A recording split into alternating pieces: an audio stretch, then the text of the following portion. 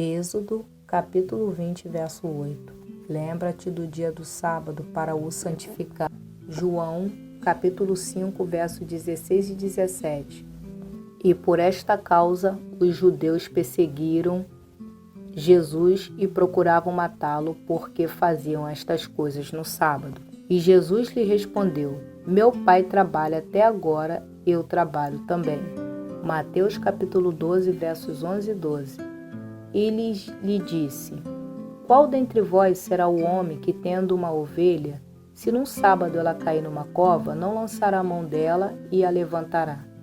Pois quanto mais vale um homem do que uma ovelha, é por consequência lícito fazer o bem nos sábados. Graça e paz, minhas amadas irmãs. Vamos para a lição de número 5, que tem como título Jesus é o Senhor do Sábado. O dia de descanso é exigido em muitos segmentos religiosos e concedido no mercado de trabalho. O muçulmano, por exemplo, descansa na sexta-feira, o judeu no sábado e o cristão no domingo. O pastor trabalha no sábado, no domingo e, raríssimas exceções, descansa na segunda-feira com a sua família. Os trabalhadores que têm escala de 12 por 36 folgam dia sim, dia não. Plantonistas de 24 horas têm um descanso de 5 dias. Então, cada religião ou trabalhador tem o seu dia de descanso. Existem alguns segmentos religiosos que são ritualistas em seus princípios. Em algumas dessas religiões, Jesus é um ser importante, entretanto, idêntico à rainha da Inglaterra. O Filho de Deus é apenas uma figura, mas não é soberano, pois o que importa mesmo são os preceitos da lei. Para essas crenças, Jesus e Moisés, por exemplo, estão no mesmo plano, sendo que a lei mosaica deve prevalecer sempre. A questão do descanso começa em Gênesis, no capítulo 2, verso 2, onde está o registro do sétimo dia, mas não necessariamente o sábado. A tradução diz que Deus descansou. Será que o Criador relaxou vislumbrando sua criação e disse: Vou tirar um cochilo? Jesus disse que o Pai trabalhava sem parar. O salmista afirma que Deus não cochila. Há alguma divergência entre o texto de Gênesis e o Novo Testamento? Na verdade, não há. A menção de Jesus ao Deus Criador é que ele não dorme, tampouco descansa. O quarto mandamento foi escrito para nós e não para Deus. Tópico 1. Os aspectos da lei no Antigo Testamento. Existem duas questões muito importantes implícitas na lei do Antigo Testamento. A forma pelo qual devemos observar a lei é a partir de dois pontos de vista interpretativos, a saber, o aspecto cerimonialista e o aspecto moral. No qual diz respeito às leis cerimonialistas, elas já tiveram seus momentos importantes na história do povo de Israel, mas ficou para trás e não mais necessárias. O sacrifício de animais e expiação dos pecados humanos foi abolido pelo sacrifício de Jesus, por nós na cruz do Calvário. João 1, 29, 1 Timóteo 2, 6. Tópico 2. Consequência moral humana. O decálogo está intrínseco na consciência humana. Romanos 2, 14 e 15. Pois sabemos muito bem que é errado diante de Deus e diante dos homens matar e roubar, por exemplo. Todos nós sabemos que, se trabalhamos interruptamente, sem descanso, morreremos vencidos pelo cansaço. Por isso, a própria consciência humana reconhece que precisamos de pelo menos um dia para repor as energias do corpo. O quarto mandamento é um elo natural entre o que é moral e o que é religioso. Aspecto moral: trabalhe 6 dias e descanse no 7º dia. Aspecto de religioso: escolha o sábado para isso. Nisso entendemos que o conceito moral do quarto mandamento nos diz que, se trabalhamos direto, morreremos. Já no conceito ritualista deste mandamento tenha um dia para consagrar a sua vida ao Senhor. Tópico 3. Vendo o mal onde não existe. Por que os cristãos não guardam mais o sábado?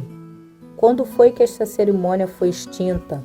O Novo Testamento nos esclarece que todas as cerimônias eram como um símbolo símbolo que iria se concretizar no futuro. Levítico 23, do 1 ao 8, Hebreus 10, 1.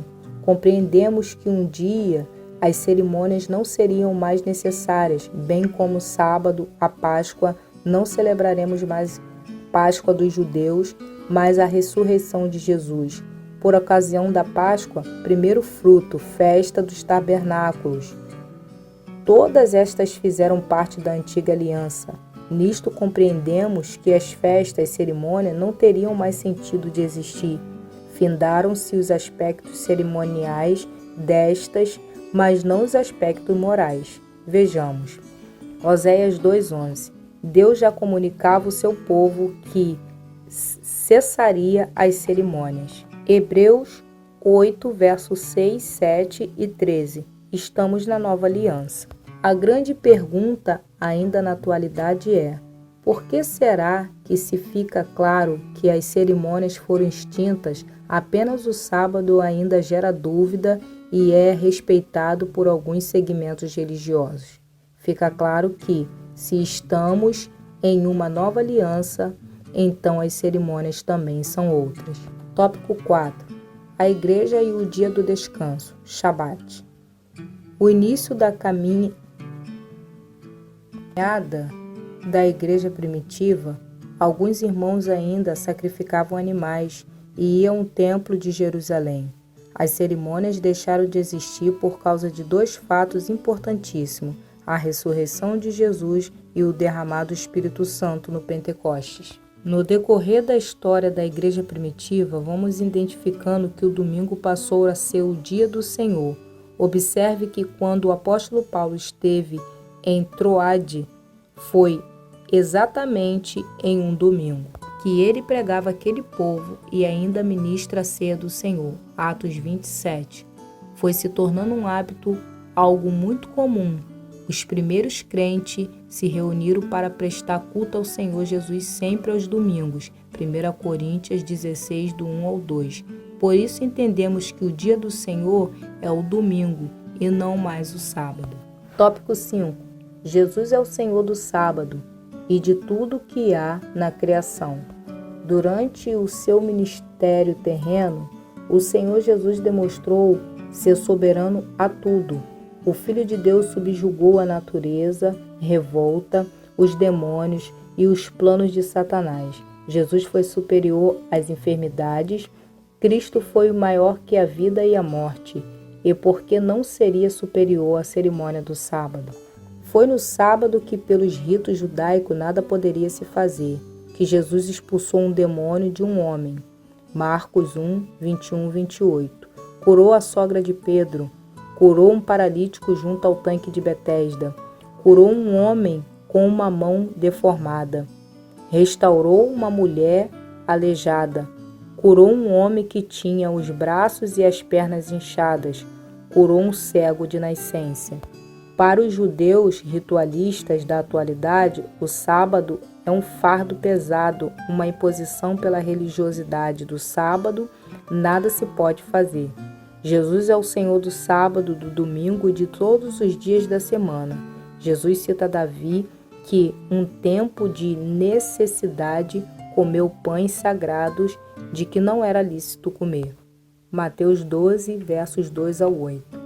O que mais importa para Deus, de acordo com o quarto mandamento, são as pessoas e não os ritos. Para pensar e agir.